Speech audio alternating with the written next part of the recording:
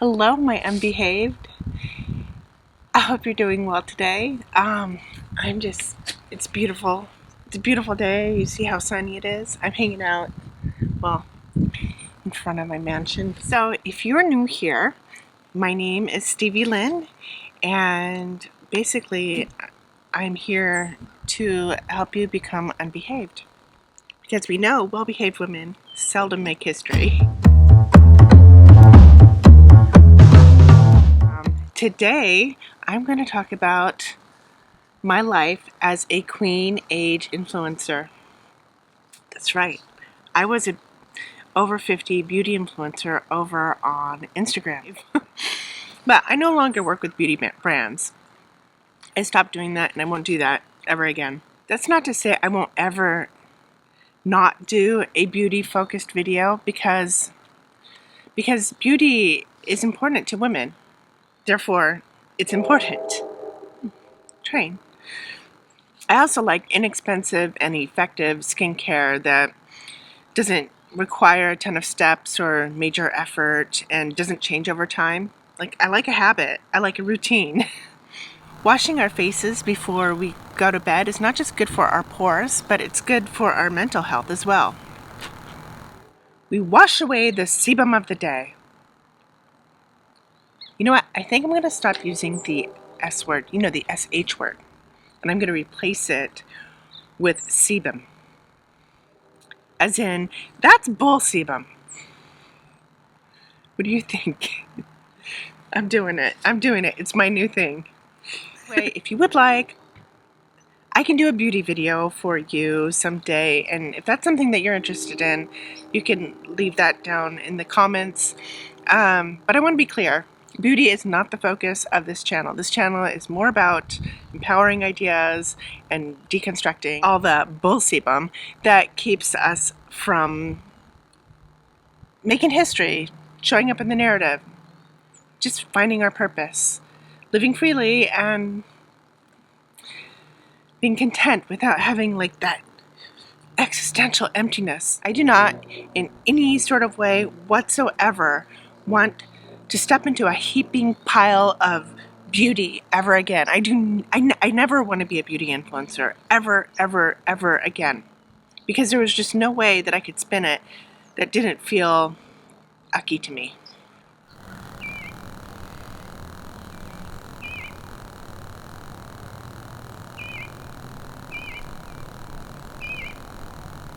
So in 2014, I lived in this funky little town in Ohio. It was a small little village of about 4,000 people. But it was very liberal. There were three parties. There was the Communist Party, the Socialist Party, and the Democrats. And everybody was sort of unified on this mission, and they were very active, which is great. I think that's wonderful. But it also meant that people were kind of policing other people. They were calling people out on, their personal expression. They would say, you can't say that, you can't think that. People were afraid to actually talk. There were a lot of parties. But in order to survive the small talk, I had to get drunk. I just don't do small talk. There's a quote by Hemingway: I don't drink to make myself more interesting, I drink to make other people more interesting. And it's kind of like that, but that sounds a little snobby, but it's not. It's just the way my mind is. I tend to have interests that other people don't have. Hopefully you have my interest. So people were calling each other out all the time, and people complained about that. They said it was a real problem, but nobody did anything about it. And it seemed like there was a script that you had to follow, and if you deviated, you got called out for it. And it's so sad because the town was so unique and funky, but to me, it was just its branding more than it was who it was, if that makes sense. The village was like Brooks Brothers, wrapped in Stevie Nicks. But then I just got totally sick of it. And I stopped going to the cocktail parties. Like, I lived there for 6 years, but every time I had to have a conversation with someone, it was small talk all over again. It just got nowhere. It was sort of like having a first date like 1,000 times and you never ever get laid. You just never get past the first date. Having the same conversation over and over again with that same person, no matter how charming and beautiful and handsome and, you know, whatever they are, it gets old. It will get old, especially when there's no promise but a repeat of the same thing. So I just stopped giving a sebum. I would just tell people, like, I don't want to do small talk anymore. Let's talk about this. And they would just look at me with a blank stare. As if I said that I prefer, you know, baby meatballs over cow meatballs. I don't know. My dream of this, like, little funky little town lifestyle with the incredible conversations and the deepening of my understanding of the world because I was talking to, like, really curious people, it just collapsed. Became totally social phobic again.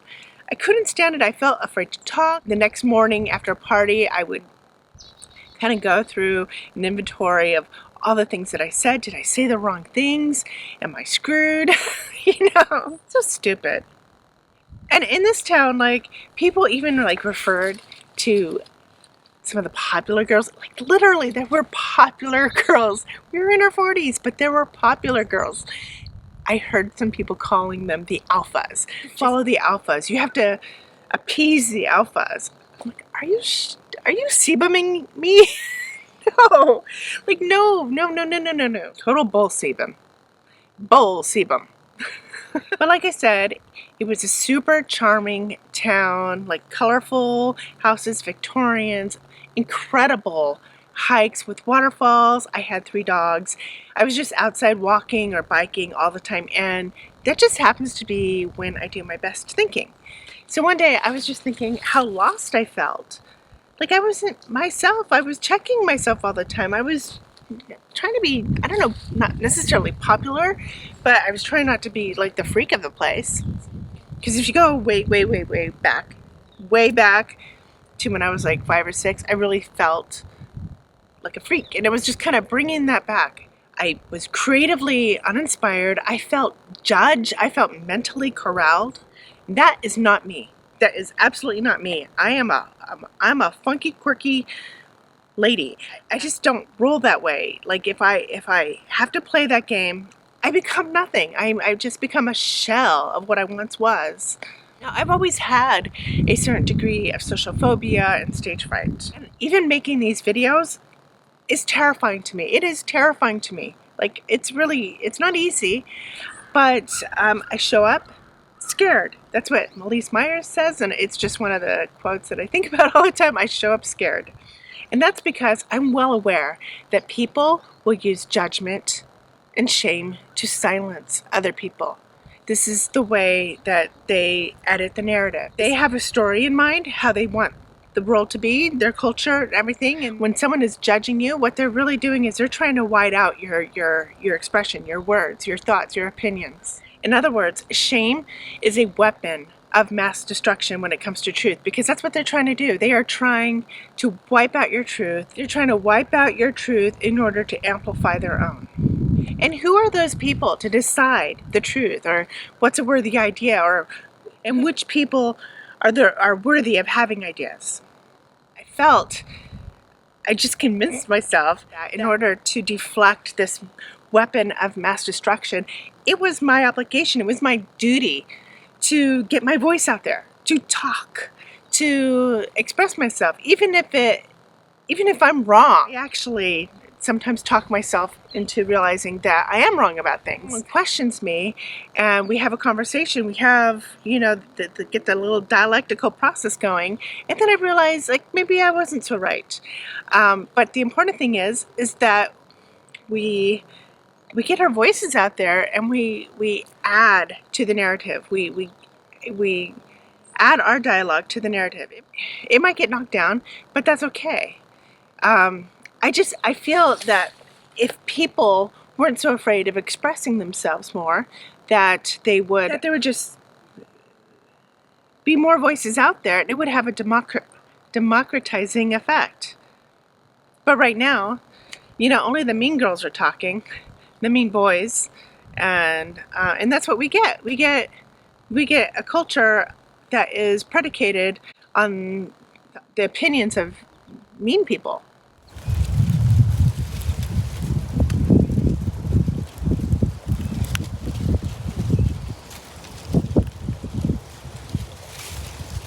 So what does it have to do with me becoming a queen age influencer? Well, I will tell you. Got so sick with trying to please everybody, trying not to make waves, trying to just, make friends,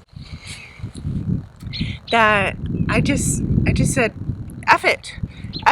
I'm not going to do it anymore. Being who I am is more important than any of it. And so on my hikes, I took my phone and I just started going on Instagram stories, and I just started talking about stuff, just like whatever came to mind. I edited it very little.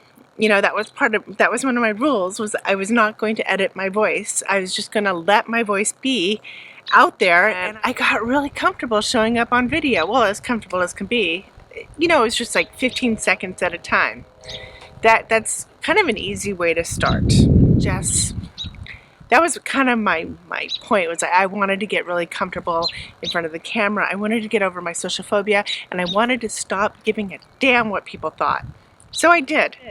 And I just did that for maybe a year or so, and then I started making food and kind of doing my stories with a plot line and making little videos. I decided that I wanted to grow out my hair, grow out my natural gray hair. I didn't document my journey really from the beginning. I didn't really think much of it. I just did it. I did go on Pinterest, to look at other women who had gray hair, just for support and inspiration. So I was just doing that, and eventually I saw someone with gray hair that used the Silver Sister hashtag. So I used the Silver Sister hashtag, and I was just using it consistently, and I started taking pictures of myself and my hair, and I had already transitioned to gray. And and I've always been a big selfie taker, so I was taking, photo edited selfies. We were just starting to get easy to use editing software, and I was all about it. I was just all about taking these highly edited photos of myself in the bathtub, where it was all white, and the lighting is really good in a bathtub, by the way. But I did all kinds of things like that, and I would post them onto Instagram, and pretty soon I became part of the hashtag Silver Sister community. And that's pretty much how I developed my following. And by the time that I had, I think, just 500 followers, brands started approaching me. So I started working with them because I really liked the product. I liked what I was doing. I still take the vitamins today, even though I cut my hair short.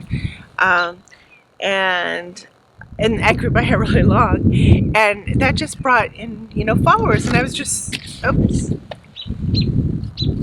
and more brands, and it was fun. I really got into it. I was doing all these kind of glamorous selfies. I loved the attention. I loved feeling, pretty after 50.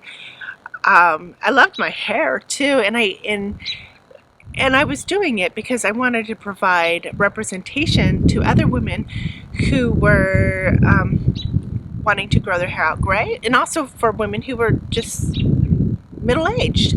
I wanted to show them that we could show up as beautiful. I think most of it comes down to confidence. Like, beauty is really confidence. If you feel like you deserve to show up, you walk with confidence. You are attractive, you know? But, there's a lot of things that I learned along the way that changed my mind about things. For instance, I was really concerned about these hair growth vitamins and all the other products that I was promoting. I didn't want to fool anybody. I didn't want to sell snake oil. So I did a lot of research on it. And that led me to, I researched their ingredients, I researched the formulas, and I ended up spending a lot of time watching dermatology videos and estheticians who like debunk certain promises that beauty companies make. And I became very, very aware of predatory beauty, like the kind of beauty marketing that preys upon women's insecurities and pretty much sells them stuff that doesn't really work. It's just all based on magic and promises, things that are not FDA approved, like things that are sold as sort of medical when they're not medical. Otherwise they would have gone through a stringent FDA process. And in knowing that so many women, that they were spending hundreds and hundreds and hundreds of dollars every single month just on beauty alone.